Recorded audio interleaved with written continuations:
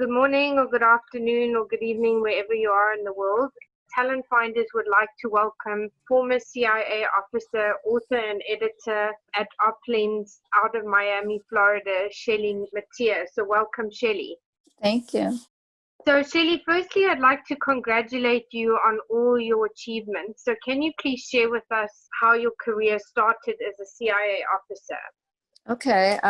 Well, it was quite a long process. It was about a 7-year process. And Wow. yeah, I just kept trying, basically. Amazing. So, Yeah. what was your reasoning for wanting to become a CIA officer, or was it a dream of yours, or was it something that was of Yeah. interest? It sort of became a dream because, well, I lived overseas as a kid for a little while, and I met people from all sorts of different countries. And I guess then when I went to college, you have to pick a major. So I picked international relations. And from there, I decided I'd try to work for the CIA. And I guess like most people, I had these visions of James Bond and that it was going to be some exciting life of, so that's why I did it. I just kind of wanted to do something different. Yes. So, what was it like at the time as a woman working for the CIA, and what were some of the challenges as a woman that you experienced? Well, you would think that it's all men, and I guess it mostly is in the field probably, but when you're at headquarters, I was surprised that it was mostly women. My office was, I would say, 98% women. Wow, okay. Yeah, and that presents its own challenges. Yes, it does. Yeah.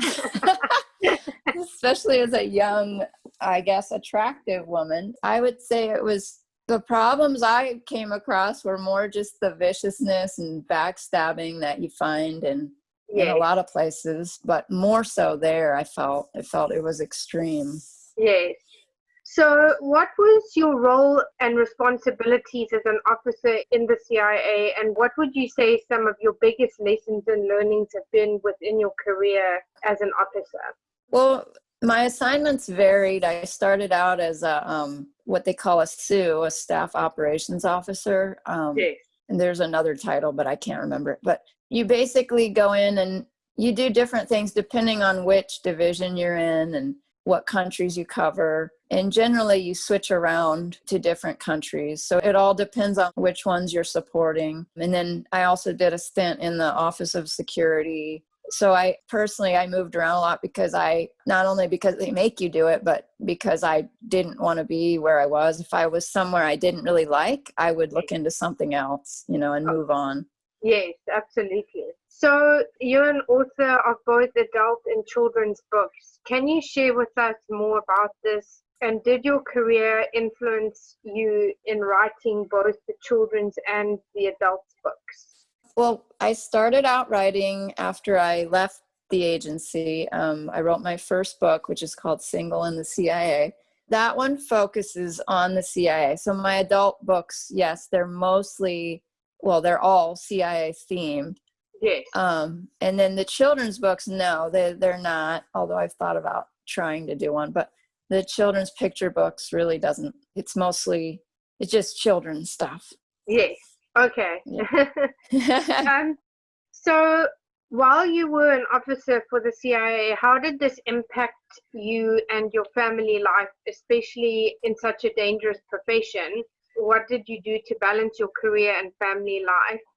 I know you didn't have children necessarily at the time, but it must have had other impacts on other aspects of your life. Yes. Well, I started late as you know, having kids and family. So when I was in the agency, I was single, but I always had a long-term boyfriend. I always tell people I was the female equivalent of a womanizer, but they don't really have a pleasant word for that. So, but yeah, I went out with lots of guys and I lived with a few of them. And so it did present challenges in that way, that when you meet someone, you have a cover and you're supposed to live your cover. So you have to lie straight off to the new people you meet, pretty much. So yes, yeah, because obviously there's a lot of confidential things, and also you have to protect yourself. Yes. And, and you're not allowed to just tell anybody. Usually you have to get a certain amount of clearance for someone you're living with to tell them what you do for a living. So when I started there, I was living with someone, so he knew, and that was okay. But it presents challenges in that way for most people, because when they're dating, they have to lie about it. So, but that's most people there, they kind of date within. So it becomes this weird bubble of strangeness. Yes. So mental health is such a big point of discussion. And as an agent, how and what did you do daily to keep your mental health in check? And can you give us some examples? And were there times where it took its toll on you, or it got too much? Yeah. Honestly, I didn't feel like there were any, besides the women backstabbing issues, I would say.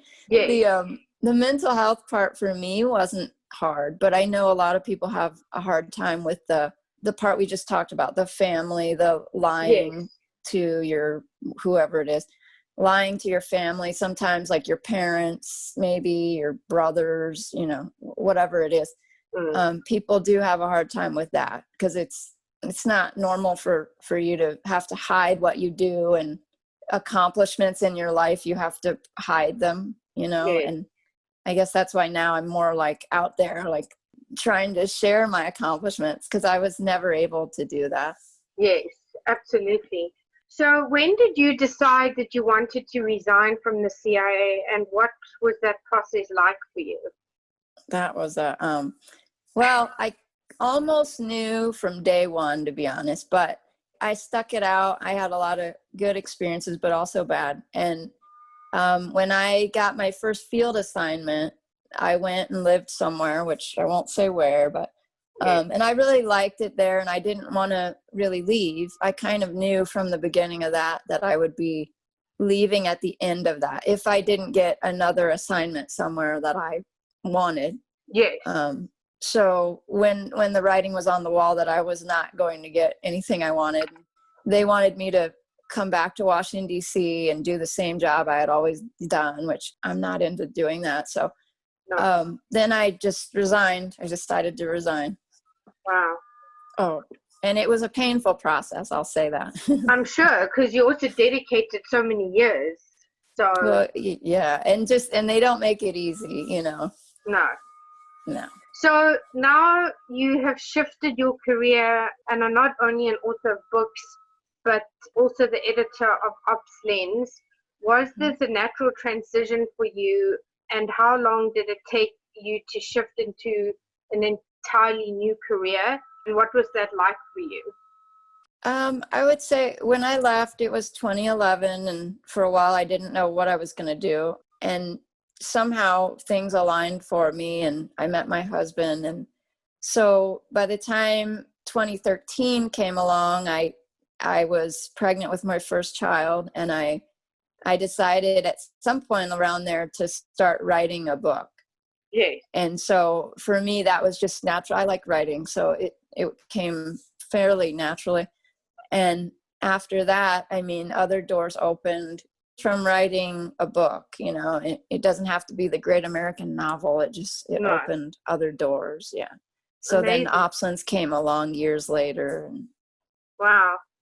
So leadership is a big topic right now, or the lack of leadership. What would you say is different about your leadership style? And do you believe that having worked in the CIA that helped you? And what do you believe needs to change the current narrative in both the work environment and on a global scale? As far as leadership, I guess I've never really thought of myself as a leader, but in terms of learning from what I learned at the agency, it would be just to be fair and not to stab other people in the back, and just because you think someone has something that you want, you don't know what that person has done or deals with.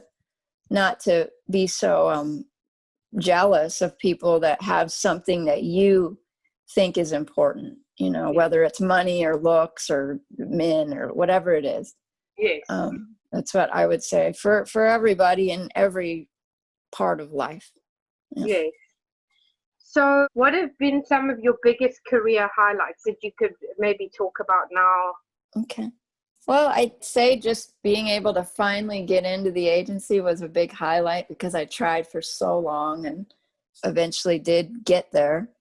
And also writing the first book was a big highlight for me because that, as we said, opened up a lot of doors.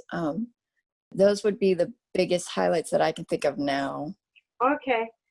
And can you share with us what you write about for those who don't know? So not just in terms of the books, but at OpsLens, Okay.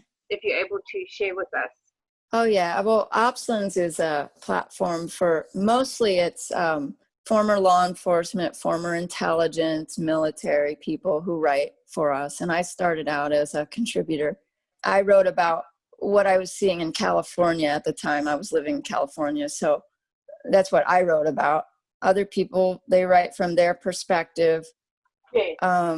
In my books, obviously, the CIA themed books, they're mostly about my relationships with men, and there's comical and different people. Yeah. And then I so take it brings those, a lighter side to the yeah, heaviness.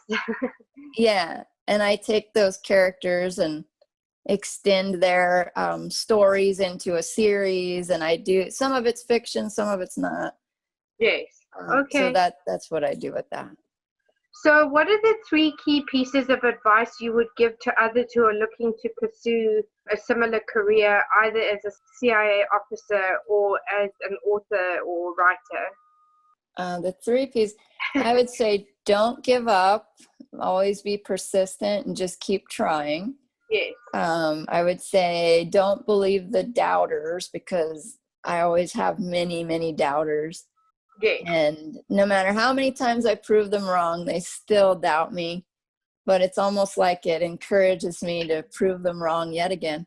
Yes. And then third, for a writer, a lot of people say, I'm writing a book, or I want to write a book, or and they never do it. And it's like, just write it and get it out there. But it's never going to be perfect. So just put it out there, and then things will come, Absolutely.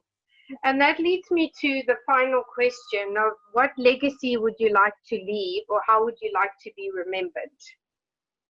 I would like to be remembered as someone who always followed through and did what I said I was going to do. Yeah. And also maybe someone who helped somebody laugh, maybe in a bad situation. Just if I make just one person laugh with the stuff I do, that would be something positive, I think. Amazing.